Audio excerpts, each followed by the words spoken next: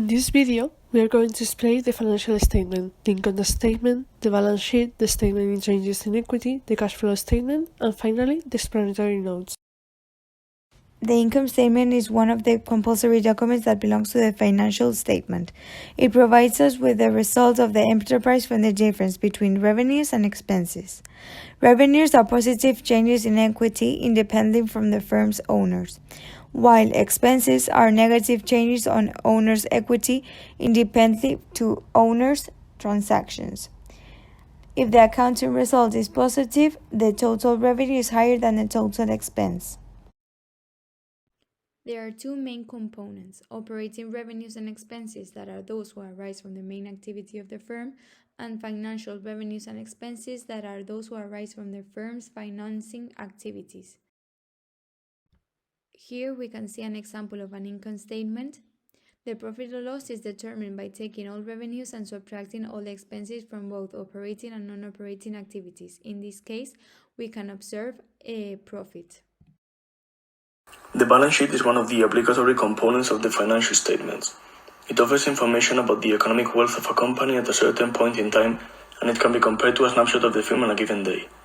The elements of the balance sheet are divided into two sides of an equation. On the left, the assets, and on the right, the addition of the liabilities and the equity. The assets appear in the determined order, based on their liquidity, and they are divided into current and non-current. Current assets are those expected to be realized, sold, or consumed in the course of an operating cycle, are held with the purpose of trading, are expected to be realized within 12 months, or are cash or equivalents without restriction if used. These can be accounts receivable, cash, or short-term investments, for example. On the other hand, the non-current assets are the ones considered long-term, which means their full value is not completely recognized until at least one operating cycle. Some examples are machinery, buildings, and long-term investments. On the right-hand side of the balance sheet, we have the other part of the equation, the equity and liabilities of the company at a specific moment. We're going to start with the equity, that is the owner's wealth, that represents the amount of money that will be returned to a company shareholder if all the assets were liquidated and all the company's debt was paid off in the case of liquidation. So it's the difference between assets and liabilities. Some of the common and important accounts we're going to see are the capital, the reserve, and the net income. Then we're going to continue with the liabilities. Same as asset that we talked before, is also divided into two groups, the non-current liabilities and the current liabilities. The non-current liabilities, also called long-term debts, are the long-term financial obligation listed on the company's balance sheet, and these liabilities have obligations that become due beyond 12 months in the future. And some of the important accounts are the long-term borrowings, the bonds, and the non-current provision. Finally, we have the current liabilities, are those expected to be settled in the course of the operating cycle and settled in the period of 12 months. These liabilities are held in with the purpose of trading.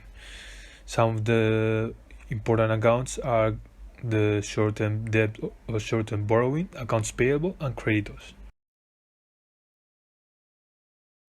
Moving on to the statement of changes in equity, it is a voluntary statement for small and medium enterprises and compulsory for listed and large companies. However, if it fulfills the conditions to prepare abbreviated formats, there is no need of declaring this statement.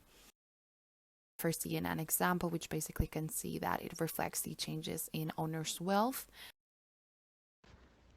Moving on to the structure, which basically follows two basic parts. The first one is the statement of recognized gains and losses, which discloses basic information about the net income, capital gains and losses, and finally the transfers to the income statement.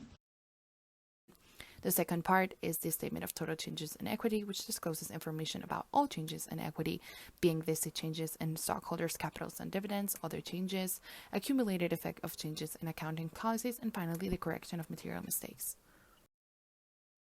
Moving on to the cash flow statement, it informs us about the changes in cash during a period of time. The cash flows can be inflows or outflows. Inflows are collections and outflows are payments. This statement is compulsory for listed and large companies and is voluntary for small and medium firms. This statement is divided into three parts. The first one is the cash from operating activities, that is all the inflows and outflows from the firm operating activity.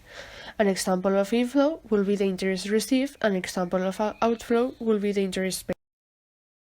The second part is the cash flow from investing activities, that is, all the cash flows that the firm has when it invests in its own activity, for example, investing in assets.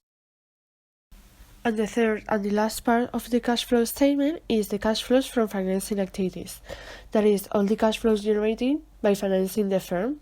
Also, at the end of the statement, we have the final cash, that is the calculation of adding or subtracting the initial cash to the cash flows. The explanatory notes is a compulsory document for the financial statements of every company. It explains in a literal and mathematical way all data included in this. This document is made of specific notes describing a particular aspect of the company.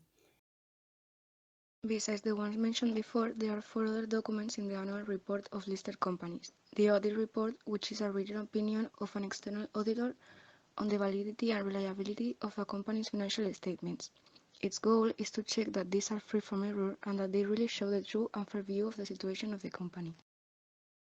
The management report, which must include a fair presentation of the evolution of the business, the situation of the company, the important events after the balance sheet date, the foreseeable evolution of the company, the research and development activities, and the acquisition of the company's own shares.